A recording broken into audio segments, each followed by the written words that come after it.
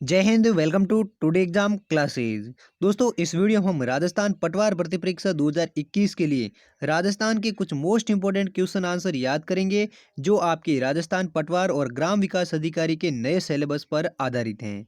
अगर आप भी राजस्थान पटवार भर्ती परीक्षा और ग्राम विकास भर्ती परीक्षा 2021 की तैयारी कर रहे हैं तो इस वीडियो को लास्ट तक जरूर देखें और इन सभी Rajasthan most important question answer को जरूर याद करें, क्योंकि ये सभी प्रश्न हैं जो आपके राजस्थान पटवार और ग्राम विकास अधिकारी भर्ती परीक्षा के संभावित प्रश्न हैं।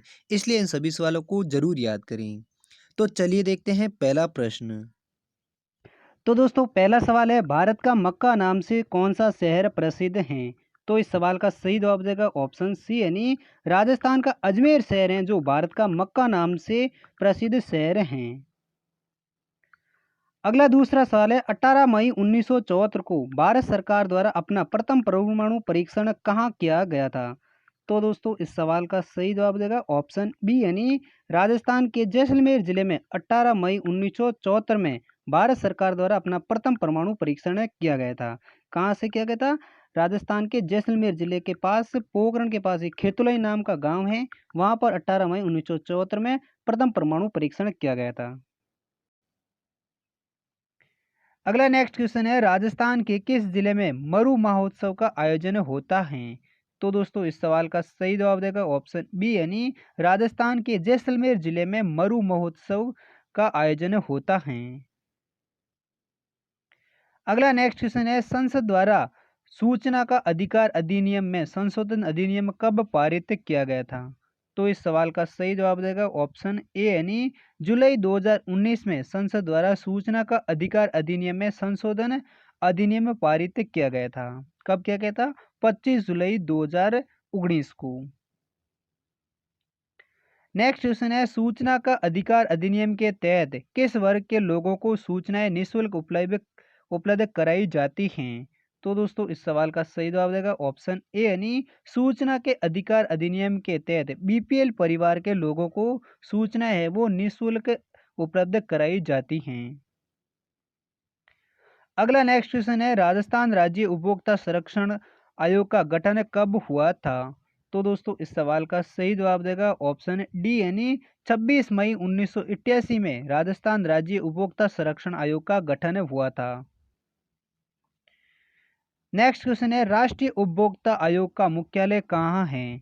तो दोस्तों इस सवाल का सही जवाब देगा ऑप्शन बी यानी नई दिल्ली में राष्ट्रीय उपभोक्ता आयोग का मुख्यालय स्थित है। अगला नेक्स्ट क्वेश्चन है, राजस्थान स्कूल शिक्षा परिषद का गठन कब किया गया था? तो दोस्तों इस सवाल का सही जवाब देगा ऑप्शन सी यानी साल 2018-19 में राजस्थान स्कूल शिक्षा परिषद का गठन किया गया था। अगला नेक्स्ट क्वेश्चन है, राज्य का प्रथम विश्वविद्यालय कहाँ स्थापित किया गया था? तो दोस्तों इस सवाल का सही जवाब देगा ऑप्शन बी यानी राजस्थान राज्य का प्रथम विश्वविद्यालय है वो जयपुर जिले में स्थापित किया गया था। नेक्स्ट अगला क्वेश्चन है, देश की पहली होम्योपैथिक यूनिवर्सिटी कहाँ स्थापित की गई थी? तो इस सवाल का सही जवाब देगा ऑप्शन बी यानी राजस्थान के जयपुर जिले में देश की पहली होम्योपैथी यूनिवर्सिटी स्थापित की गई थी। नेक्स्ट क्वेश्चन है, राष्ट्रीय लॉ यूनिवर्सिटी राजस्थान में कहाँ पर स्थित है? तो इस सवाल का सही जवाब देगा ऑप्शन सी यानी राजस्थान के जोधपुर जिले में राष्ट्रीय यूनिवर्सिटी लॉ है जो स्थित है। अगला नेक्स्ट क्वेश्चन है, महाराणा प्रताप पुरस्कार किससे संबंधित हैं? तो इस सवाल का सही जवाब देगा ऑप्शन ए यानी महाराणा प्रताप पुरस्कार है वो खेल कूद से संबंधित हैं। अगला नेक्स्ट क्वेश्चन है, राज्य में सर्वाधिक महिला साक्षरता एवं सबसे कम पुरुष साक्षरता वाले जिले कौन कौन से हैं? तो दोस्तों इस सवाल का सही जवाब देगा ऑप्शन बी यानी कोटा और प्रतापगढ़ जिले हैं जो महिला साक्षरता एवं कम पुरुष साक्षरता वाले जिले हैं। कोटा का महिला साक्षरता दर है वो है 65.9% और जबकि प्रतापगढ़ का पुरुष साक्षरता दर है वो है 69.5%। अगला नेक्स्ट क्वेश्चन है, शिक्षा प्राप्ति का अधिकार कब से लागू हुआ था? तो दोस्तों इस सवाल का सही जवाब देगा ऑप्शन ए यानी अप्रैल 2010 में शिक्षा प्राप्ति का अधिकार लागू हुआ था। अगला नेक्स्ट क्वेश्चन है अक्षय पात्र फाउंडेशन किस कार्य से जुड़ा हुआ है? तो इस सवाल का सही जवाब देगा ऑप्शन बी यानी स्कूल में मिड डे मील से है वो अक्षय पात्र फाउंडेशन कार्य जुड़ा हुआ है। इसी प्रकार अगला सवाल है राजस्थान की प्रमुख नकदी फसल कौन सी है? तो इस सवाल का सही जवाब हो जाएगा ऑप्शन बी यानी कपास फसल है जो राजस्थान की प्रमुख नकदी फसल है। कौन सी फसल है जो नकदी फसल है राजस्थान की? कपास फसल। और कपास फसल है जो राजस्थान के हनुमानगढ़ और श्री गंगानगर जिले में सर्वाधिक पैदावार होती हैं। किस जिले में होती हैं कपास की फसल? वो होती है हनुमानगढ़ में और श्री गंगानगर जिले में राजस्थान में सबसे अधिक कपास की पैदावार होती हैं जो राजस्थान की सबसे प्रमुख नकदी फसल हैं। अगला सवाल है ऊसर भूमि किसे कहते हैं? तो इस सवाल का सही जवाब हो जाएगा ऑप्शन डी यानी खारी एवं लवणीय भूमि होती है जिसे ऊसर भूमि कहा जाता है। किसे कहते हैं ऊसर भूमि? खारी एवं लवणीय भूमि को ऊसर भूमि कहते हैं। इसी प्रकार अगला सवाल है राजस्थान का कौन सा शहर भारत का मक्का नाम से प्रसिद्ध है? तो इस सवाल का सही जवाब हो जाएगा ऑप्शन डी यानी राजस्थान का अजमेर शहर है जो राजस्थान और भारत का मक्का नाम से प्रसिद्ध हैं क्योंकि राजस्थान के अजमेर जिले में ख्वाजा मोइनुद्दीन की चिश्ता हैं वो स्थित हैं। इसलिए अजमेर शहर को भारत का मक्का या फिर राजस्थान का मक्का शहर कहा जाता है। किस शहर को? अजमेर शहर को। इसी प्रकार अगला सवाल है रविदास और कबीर किसके शिष्य थे? तो दोस्तों इस सवाल का सही जवाब हो जाएगा ऑप्शन बी यानी रामानंद के शिष्य थे वो थे रविदास और कबीरदास। कबीरदास और रविदास किसके शिष्य थे? रामानंद के। इसी प्रकार अगला सवाल है मगरा चक्री अथवा बीकानेरी चोकला कहने वाली नस्लें किसकी नस्लें हैं? तो दोस्तों इस सवाल का सही जवाब हो जाएगा ऑप्शन बी यानी मगरा चक्री अथवा बीकानेरी चोकला नस्लें हैं वो भेड़ की एक प्रकार की नस्लें हैं। किसकी नस्लें हैं? भेड़ की। कौन सी नस्लें? मगरा चक्री और बीकानेरी चोकला जो एक की भेड़ की नस्लें हैं। अगला सवाल है निम्न में से किस अनुच्छेद का संबंध पंचायती राज से है? तो इस सवाल का सही जवाब है ऑप्शन ए यानी अनुच्छेद 243 का संबंध है वो पंचायती राज व्यवस्था से है। किस अनुच्छेद का संबंध है? 243 अनुच्छेद का। राजस्थान के किस जिले से अधिकतम जिलों की सीमाएं लगती हैं? तो दोस्तों इस सवाल का सही जवाब है ऑप्शन डी यानी राजस्थान के पाली जिले से हैं जो सबसे अधिकतम 8 जिलों की सीमाएं लगती हैं। कितने जिलों की सीमा लगती हैं पाली के साथ? 8 जिलों के साथ सीमा लगती हैं।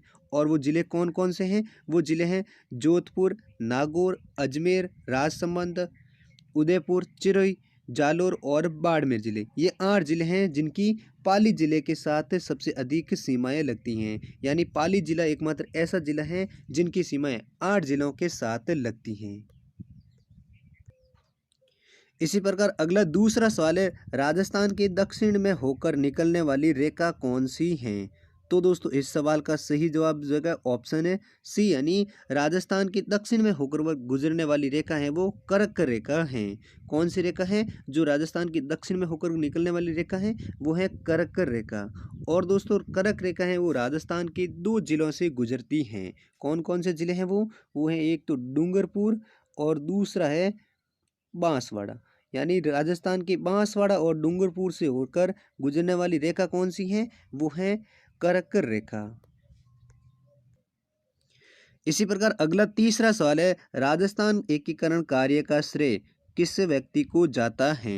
तो दोस्तों इस सवाल का सही जवाब हो जाएगा ऑप्शन बी यानी राजस्थान एकीकरण कार्य का श्रेय है वो सरदार वल्लभ भाई पटेल को जाता है। किसको जाता है राजस्थान एकीकरण का श्रेय? वो जाता है सरदार वल्लभ भाई पटेल का। और दोस्तों आपको बता दें कि राजस्थान का एकीकरण है वो पूरा 7 चरणों में संपन्न हुआ था। कितने चरणों में संपन्न हुआ था? 7 चरणों में। जिसके लिए 18 मार्च 1948 से ये पहला चरण शुरू हुआ था, जो 1 नवंबर 1956 को ख़त्म हुआ था। कब हुआ था? 1 नवंबर 1956 को है वो राजस्थान का एकीकरण है वो पूर्ण रूप से संपन्न हुआ था, जिसमें कुल समय कितना लगा था? वो लगा था 8 वर्ष 7 माह और 14 दिन का समय लगा था राजस्थान को एकीकरण के करने में। और सबसे ज़्यादा राजस्थान एकीकरण का श्रेय किसे जाता है? वो जाता है सरदार वल्लभ भाई पटेल को।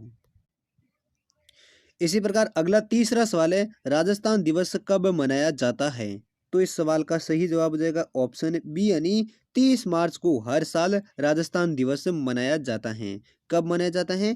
30 मार्च को, क्योंकि 30 मार्च 1949 को राजस्थान की 4 रियासतें जोधपुर, जयपुर, जैसलमेर और बीकानेर रियासतों का विलय होकर वृत्त राजस्थान का निर्माण होता है। कब होता है? 30 मार्च 1949 को। इसलिए अब हर साल 30 मार्च को ही राजस्थान दिवस मनाया जाता है। इसी प्रकार अगला सवाल है, पद्म श्री कृपाल सिंह शेखावत का संबंध किससे है? तो इस सवाल का सही जवाब है ऑप्शन है डी, यानी पद्म श्री कृपाल सिंह शेखावत का संबंध है वो जयपुर की ब्लू पॉटरी से है। किससे संबंधित है? कृपाल सिंह शेखावत का ब्लू पॉटरी का। और ब्लू पॉटरी वह है जो चीनी बर्तनों के ऊपर चित्रकार किया जाता है, जिसे ब्लू पॉटरी कहा जाता है। और कृपाल सिंह शेखावत को पद्मश्री पुरस्कार कब दिया गया था? वो दिया था साल 1974 में। इसी प्रकार अगला छठा सवाल है, राजस्थान के किस दुर्ग में सूफी संत हमीदुद्दीन की दरगाह स्थित है? तो दोस्तों इस सवाल का सही जवाब हो जाएगा ऑप्शन बी, यानी गागरोन के किले में सूफी संत हमीदुद्दीन की दरगाह स्थित हैं। कहाँ पर है सूफी संत हमीदुद्दीन की दरगाह स्थित? वो है गागरोन के किले में। और गागरोन का किला है वो राजस्थान के झालावाड़ जिले में है। और ये राजस्थान का एकमात्र ऐसा किला है जो चारों तरफ से पानी से घिरा हुआ किला है, जिसे जल दुर्ग के नाम से भी जाना जाता है। किस किले को? गागरोन के किले में। और ये किस जिले में है? वो है झालावाड़ जिले में, जिसमें राजस्थान के सूफी संत हमीदुद्दीन की दरगाह स्थित हैं। अगला सवाल है, सिवाना दुर्ग किस जिले में स्थित हैं? तो इस सवाल का सही जवाब है ऑप्शन ए, यानी बाड़मेर जिले में सिवाना दुर्ग स्थित हैं, जिसके निर्माता हैं वीर नारायण पंवार को माना जाता है। कब माना जाता है? वीर नारायण पंवार हैं जो सिवाना दुर्ग के निर्माता माना जाते हैं। और यह भी राजस्थान का एकमात्र ऐसा जिला है जो मारवाड़ की संकटकालीन राजधानी के रूप में प्रसिद्ध रहा था। कौन सा किला? सिवाना दुर्ग, जो किस जिले में है? बाड़मेर जिले में बना हुआ है। अगला सवाल है, पुष्कर मेला किस तिथि को संपन्न होता है? तो इस सवाल का सही जवाब है ऑप्शन ए, यानी पुष्कर मेला है वो कार्तिक पूर्णिमा के दिन खत्म होता है। और ये मेला कार्तिक मास की एकादशी से शुरू होता है, जो कार्तिक पूर्णिमा के दिन संपन्न होता है। और ये पुष्कर मेला है वो राजस्थान के अजमेर जिले में लगता है। किस जिले में लगता है पुष्कर मेला? अजमेर जिले में। और ये कब शुरू होता है ये पूछे तो दोस्तों, तो ये है मेला है वो कार्तिक मास के एकादशी से शुरू होता है, जो कार्तिक पूर्णिमा के दिन संपन्न होता है। इसी प्रकार अगला सवाल है, विश्व में एकमात्र वृक्ष मेला कहाँ लगता है? तो दोस्तों इस सवाल का सही जवाब हो जाएगा ऑप्शन बी, यानी जोधपुर के खेजड़ली गांव में विश्व का एकमात्र वृक्ष मेला भरता है। और ये अमृता देवी बलिदान के याद में मेला लगता है। कहाँ पर लगता है? जोधपुर के खेजड़ली गांव में। और किसकी याद में लगता है? वो लगता है अमृता देवी के बलिदान की याद में। और ये मेला कब भरता है ये पूछे तो दोस्तों, ये मेला भाद्रपद शुक्ल दशमी को आयोजित होता है। कब होता है? भाद्रपद शुक्ला दशमी को ये मेला आयोजित होता है। कहाँ पर होता है? राजस्थान के जोधपुर जिले के खेजड़ली गांव में होता है। अगला सवाल है, बागड़ी बोली किस जिले में बोली जाती है? तो इस सवाल का सही जवाब हो जाएगा ऑप्शन डी, यानी डूंगरपुर जिले में बागड़ी बोली बोली जाती हैं। किस जिले में बोली जाती है बागड़ी बोली? डूंगरपुर तथा बांसवाड़ा जिले में। इस ऑप्शन में एक ही सवाल ऑप्शन दे रखा था, इसलिए डूंगरपुर जिला। अगर दो जिलों का पूछे तो डूंगरपुर और बांसवाड़ा जिले में है वो बागड़ी बोली बोली जाती हैं। अगला सवाल है, महाराणा कुंभा द्वारा लिखित संगीत ग्रंथ कौन सा है? तो इस सवाल का सही जवाब हो जाएगा ऑप्शन बी यानी संगीत राज हैं जो महाराणा कुंभा द्वारा लिखित संगीत ग्रंथ हैं। कौन सा ग्रंथ है? महाराणा कुंभा द्वारा लिखित संगीत ग्रंथ, वो है संगीत राज। अगला सवाल है संत मावजी का जन्म कहाँ हुआ था? तो इस सवाल का सही जवाब है ऑप्शन सी यानी डूंगरपुर जिले में संत मावजी का जन्म 1714 ईस्वी में साबला गांव में हुआ था। कहाँ पर हुआ था? साबला गांव में। और कब हुआ था? 1714 ईस्वी में डूंगरपुर में संत मावजी का जन्म हुआ था। अगला सवाल है चोप नामक आभूषण स्त्रियों द्वारा कहाँ पहना जाता है? तो इस सवाल का सही जवाब है ऑप्शन सी यानी चोप नामक आभूषण है जो स्त्रियों के नाक में पहने जाने वाला एक आभूषण है। कौन सा आभूषण? चोप आभूषण, जो कहाँ पर पहना जाता है? स्त्रियों के नाक में पहने जाने वाला आभूषण है। इसी प्रकार अगला सवाल है झुनझुन का हवा महल किसे कहा जाता है? तो इस सवाल का सही जवाब है ऑप्शन डी यानी झुंझुनू का जो खेतड़ी महल है जिसे झुंझुनू का हवा महल कहा जाता है। किसे कहा जाता है? खेतड़ी महल को झुंझुनू का हवा महल कहा जाता है। और खेतड़ी महल का निर्माण है वो 1770 ईस्वी में हुआ था। कब हुआ था? 1770 ईस्वी में खेतड़ी महल का निर्माण हुआ था जिसे झुंझुनू का हवा महल कहा जाता है। अगला सवाल है मध्यकाल में बयाना किसके लिए प्रसिद्ध था? तो दोस्तों इस सवाल का सही जवाब हो जाएगा ऑप्शन ए यानी बयाना क्षेत्र है वो मध्यकाल में नील की मंडी के लिए प्रसिद्ध था। कहाँ पर किसके लिए प्रसिद्ध है बयाना क्षेत्र? वो था नील की मंडी के लिए। और ये बयाना कस्बा कहाँ पर है? वो है भरतपुर जिले में। कहाँ पर है? भरतपुर जिले में है जो नील की मंडी के लिए मध्यकाल में प्रसिद्ध था। अगला सवाल है बिजौलिया किसान आंदोलन में किस जाति के कृषक सर्वाधिक संख्या में थे? तो इस सवाल का सही जवाब जाएगा ऑप्शन ए यानी धाकड़ जाति के कृषक हैं जो बिजौलिया किसान आंदोलन में सर्वाधिक संख्या में थे। किस जाति के थे? वो थे धाकड़ जाति के। और किस आंदोलन में? वो था बिजौलिया किसान आंदोलन में। अगला सवाल है बीकानेर प्रजामंडल की स्थापना किस वर्ष में हुई थी? तो इस सवाल का सही जवाब हो जाएगा ऑप्शन डी यानी साल 1936 ईस्वी में बीकानेर प्रजामंडल की स्थापना हुई थी। कब हुई थी बीकानेर प्रजामंडल की स्थापना? साल 1936 ईस्वी में। अगला तीसरा सवाल है राजस्थान राज्य में मुख्यतः कोयले की किस्म कौन सी पाई जाती हैं? तो दोस्तों इस सवाल का सही जवाब है ऑप्शन ए यानी राजस्थान में लिग्नाइट कोयला है वो सबसे अधिक पाया जाता है। कौन सा कोयला पाया जाता है राजस्थान में? लिग्नाइट किस्म का जो कोयला है वो राजस्थान में सबसे अधिक पाया जाता है। जबकि दोस्तों भंडारों की दृष्टि में बात करें तो राजस्थान तमिलनाडु राज्य के बाद दूसरे स्थान पर है। किस मामले में? लिग्नाइट कोयले की किस्म के मामले में राजस्थान राज्य है वो तमिलनाडु राज्य के बाद दूसरे स्थान पर है। यानी तमिलनाडु राज्य में सबसे अधिक लिग्नाइट किस्म का कोयला पाया जाता है, जबकि राजस्थान है वो तमिलनाडु के बाद दूसरे स्थान पर है। और राजस्थान में बीकानेर, नागौर तथा बाड़मेर जिले में लिग्नाइट किस्म का कोयला सबसे अधिक पाया जाता है। किन जिलों में? बीकानेर, नागौर तथा बाड़मेर जिले में। इसी प्रकार अगला तीसरा सवाल है राजस्थान में अव्वा का विद्रोह किसके नेतृत्व में हुआ था? तो दोस्तों इस सवाल का सही जवाब है ऑप्शन डी यानी राजस्थान में ठाकुर कुशाल सिंह के नेतृत्व में अव्वा का विद्रोह हुआ था। किसके नेतृत्व में हुआ था? राजस्थान में अव्वा का विद्रोह हुआ था ठाकुर कुशाल सिंह के नेतृत्व में। अगला सवाल है बादल नामक पानी का बर्तन कहाँ प्रसिद्ध है? तो दोस्तों इस सवाल का सही जवाब है ऑप्शन डी यानी बादल नामक बर्तन है वो जयपुर जिले में प्रसिद्ध हैं। कहाँ पर हैं? जयपुर जिले में।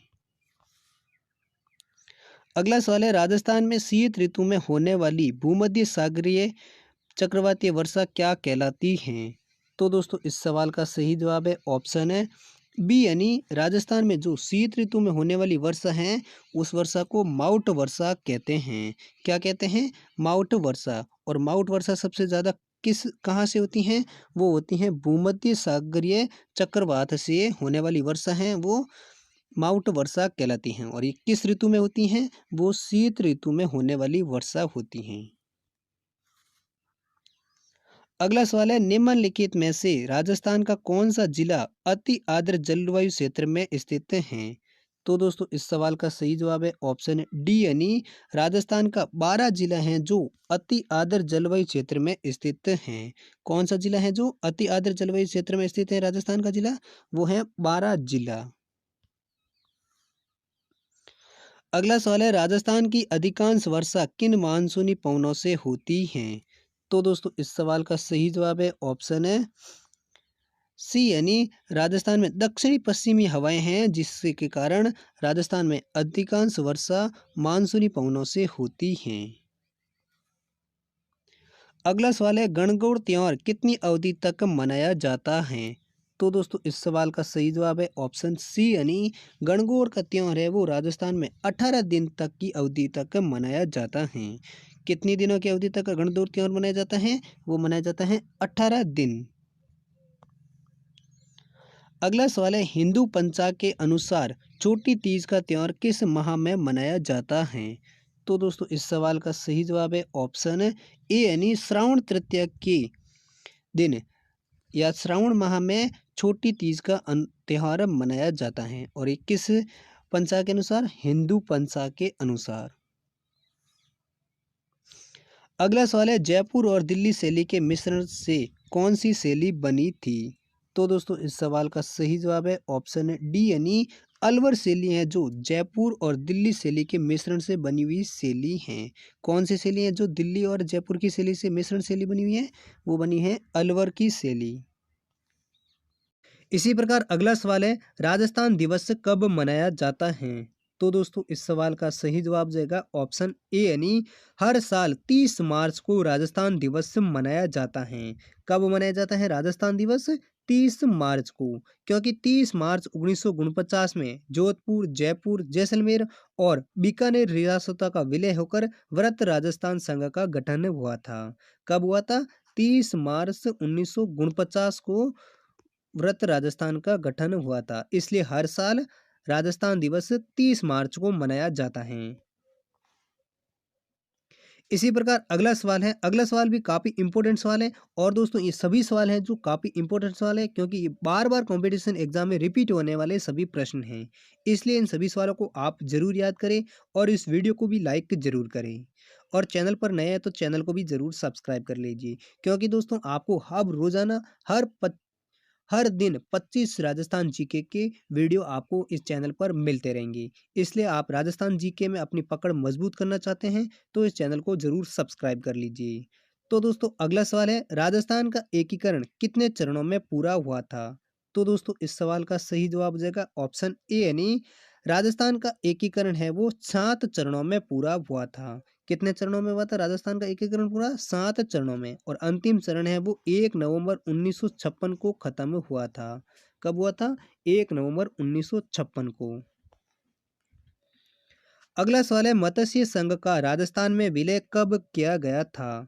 तो दोस्तों इस सवाल का सही जवाब हो जाएगा ऑप्शन डी, यानी मत्स्य संघ का विलय है वो राजस्थान में 1949 ईस्वी में किया गया था। कब किया गया था?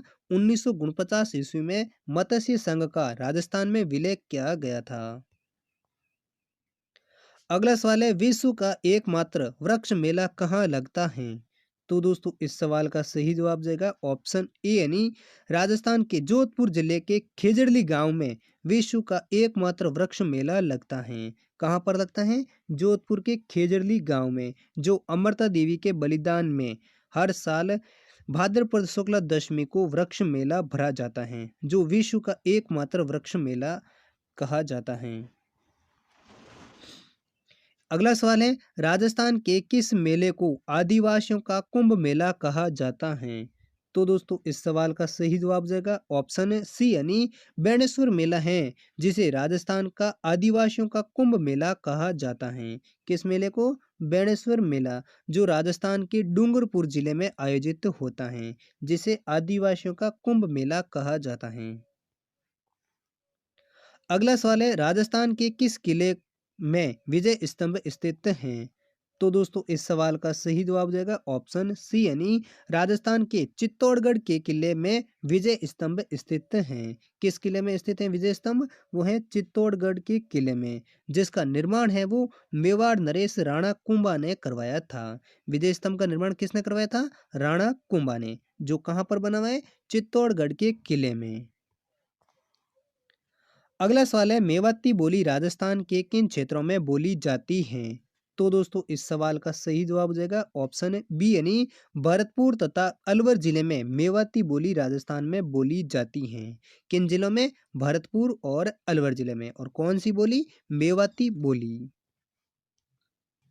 इसी प्रकार अगला सवाल है। अगला सवाल भी काफी इंपॉर्टेंट सवाल है दोस्तों, इस सवाल को भी आप जरूर याद कर लीजिए। सवाल क्या है? राजस्थान में कर्क रेखा की कुल लंबाई कितनी है?